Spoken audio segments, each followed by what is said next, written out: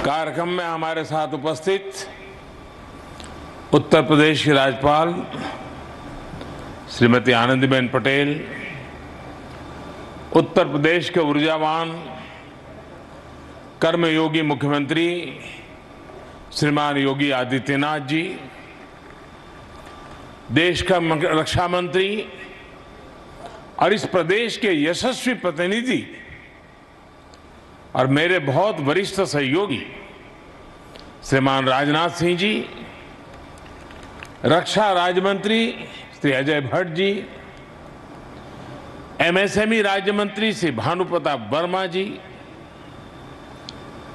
सभ्य अन्य अधिकारीगण, एनसीसी कैडेट्स और एल्यूमनी और उपस्थित साथियों, झांसी की इस शौर्य भूमि पर कदम पड़ते ही ऐसा कौन होगा जिसके शरीर में बिजली न दौड़ जाती हो? ऐसा कौन होगा यहां जिसके कानों में मैं मेरी झांसी नहीं दूंगी कि गर्जना न गूंजने लगती हो? ऐसा कौन होगा जिसे यहां के रजकणों से लेकर आकाश के बृहत शून्य में साक्षात रणचंडी के दिव्य दर्शन न होते हो? और आज तो शौर्य पराक्रम की पराकाष्ठा हमारी रानी लक्ष्मीबाई जी का जन्म जयंती भी है।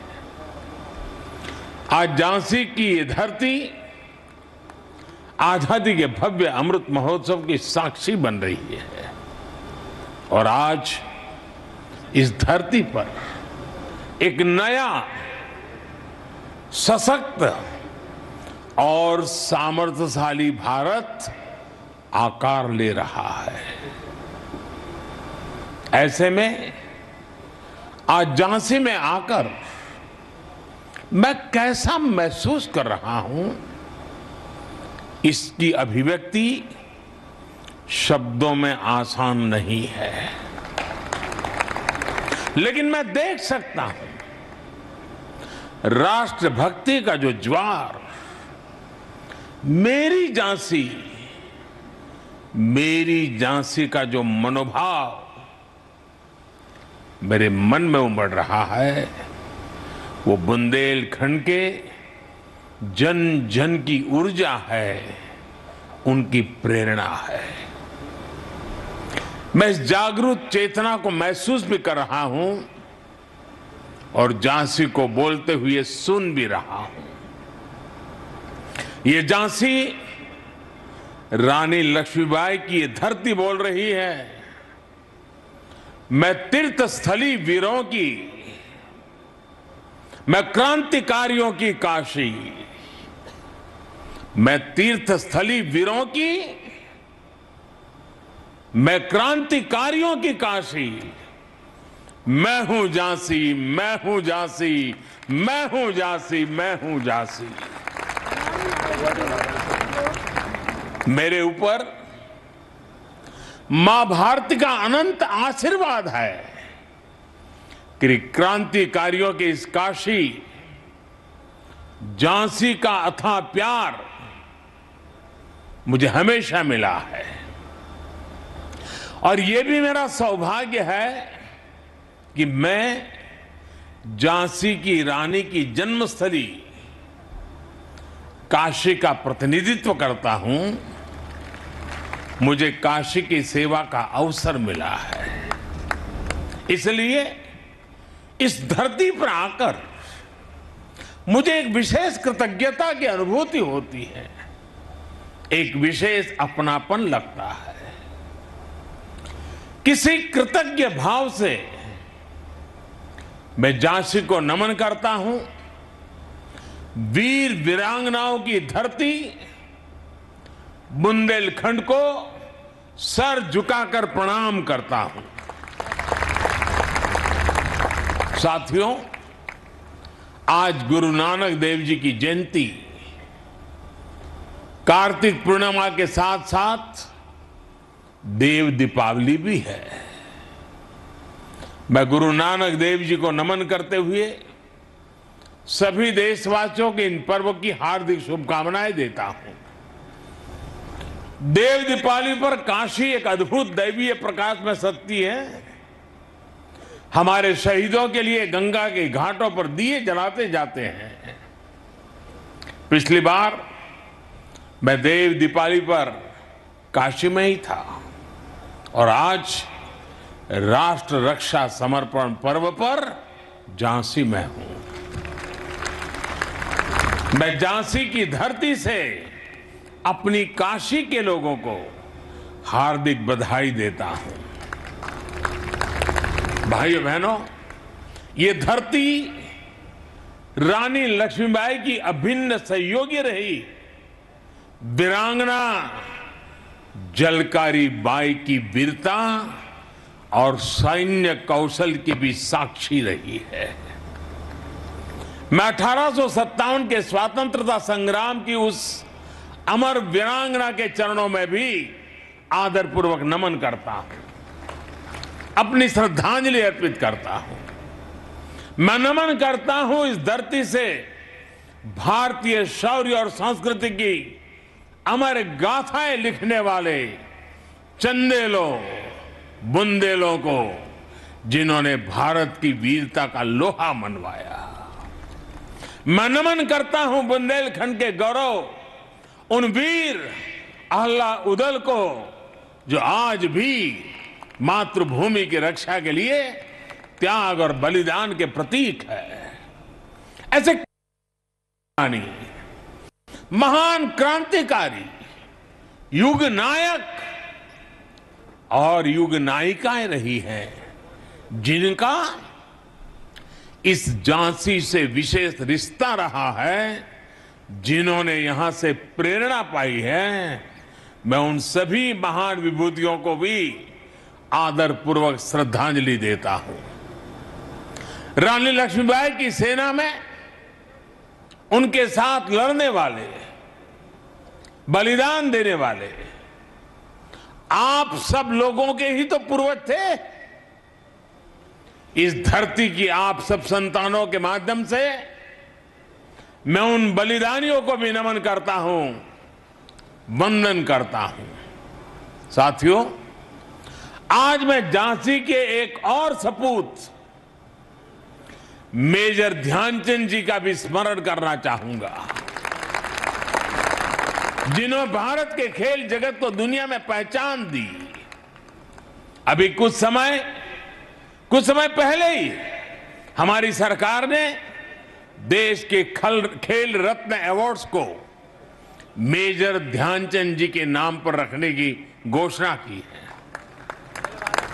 झांसी के बेटे का, झांसी का यह सम्मान हम सभी को गौरवान्वित करता है।